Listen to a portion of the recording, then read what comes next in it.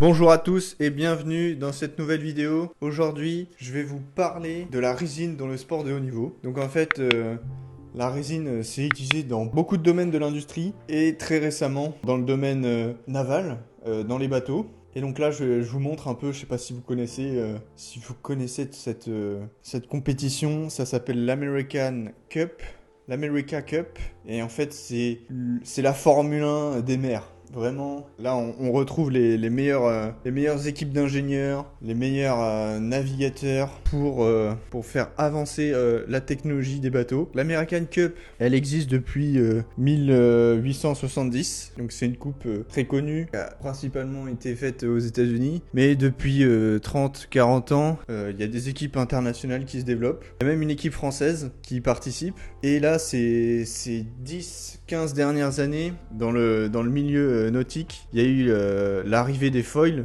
Alors les foils, hein, c'est assez vieux comme technologie. Enfin, le concept de foil dans les années 80, on y pensait déjà. Mais c'est que très récemment, avec l'amélioration des techniques de fabrication, avec l'arrivée du carbone à moindre coût, avec les développements informatiques pour faire toutes les formes, parce que c'est vraiment pas évident à faire. Regardez là, toutes les formes, toute la technique qu'il y a dans ces bateaux, c'est impressionnant. Parce que voilà, pour faire toutes ces pièces-là, tous ces bateaux, c'est vraiment incroyable.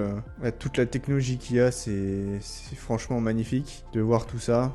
De voir que voilà, la résine à la base, c'est utilisé dans les bateaux pour faire pour coller la fibre de verre, pour faire des structures. Et maintenant, c'est vraiment devenu impressionnant, toute la recherche qu'il y a derrière. Donc, en partant de ce matériau-là, on arrive au fil du temps à faire des technologies incroyables. Donc, en fait, j'avais envie de vous partager cette discipline que je trouve magnifique à regarder et qui est super intéressante techniquement aussi. Voilà, vous partagez un peu les choses que j'aime bien autour de la résine. Bon voilà, la résine c'était une excuse pour vous parler de ça, hein, mais voilà, je trouve ça vraiment magnifique, toute cette compétition, toute cette technologie.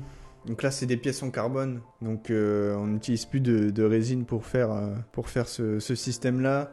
La fibre de carbone c'est un procédé un peu différent, un peu plus complexe. Et quand même beaucoup plus onéreux. Mais là on voit qu'il y a vraiment eu des recherches vraiment folles avec les foils et tout. Franchement, je trouve ça incroyable. Donc là, c'est des images de la dernière America Cup qui date de 2021. Je crois qu'il y en a eu une en 2022, je suis plus sûr. Et donc là, ils sont passés sur des monocoques. Donc voilà, ça c'est la forme du monocoque. Et vraiment...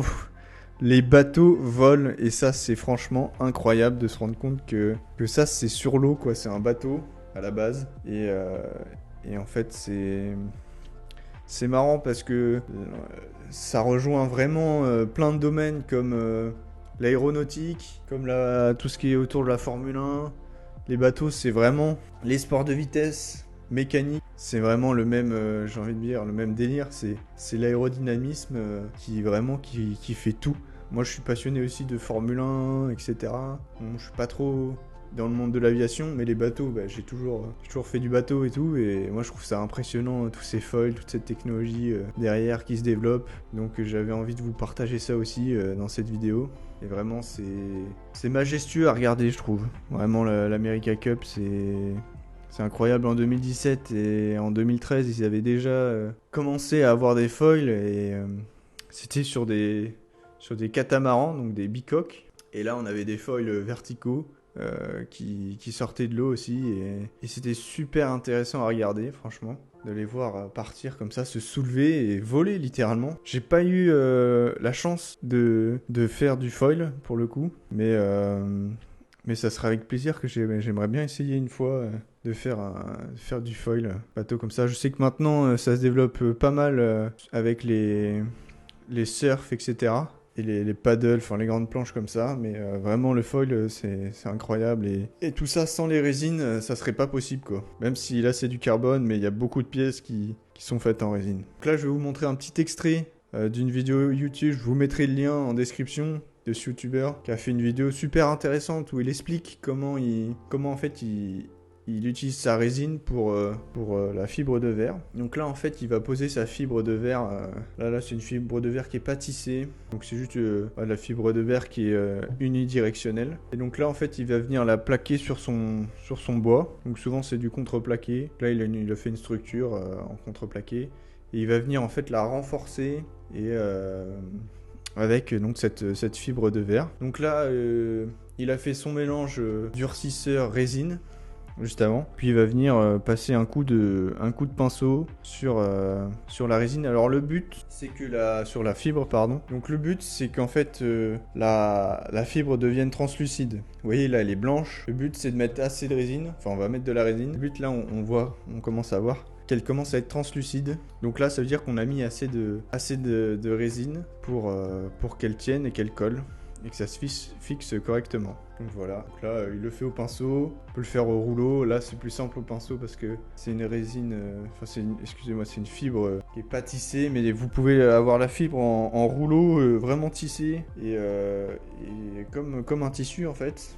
Et là ça se met très facilement aussi, ça s'applique assez rapidement. Donc là vous voyez, je le rappelle, il a tous les éléments de protection. Le gant, il a le bleu de travail. Bon là il a pas mis de masque parce que c'est une petite quantité, mais il faut mieux avoir un masque. Je préconise quand même d'avoir un masque, on sait jamais. En tout cas j'essaye au maximum de me protéger et d'avoir le plus souvent le masque. Là il va pas chauffer la résine, donc ça craint beaucoup moins.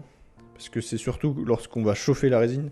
Pour le coup moi quand je fais mes créations, je vais chauffer la résine, et en chauffant la résine on accélère le durcissement, et là on peut engendrer des dégagements de vapeur beaucoup plus importantes. Donc voilà. Donc dans cette vidéo voilà, j'avais envie de vous partager un peu la résine, à quoi elle servait vraiment dans le milieu nautique, et vous montrer la pointe de la technologie d'aujourd'hui dans le milieu nautique avec l'America Cup et ses foils, tous ces bateaux. Donc maintenant c'est fait principalement en carbone, en fibre de carbone. C'est un tout autre procédé, mais là vous voyez le procédé avec de la fibre de verre qui est le plus commun quand on applique la résine dans les bateaux pour faire les structures.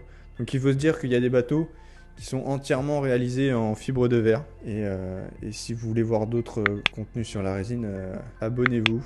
Si vous avez aimé cette vidéo, mettez un like et un commentaire, et moi je vous dis à la semaine prochaine.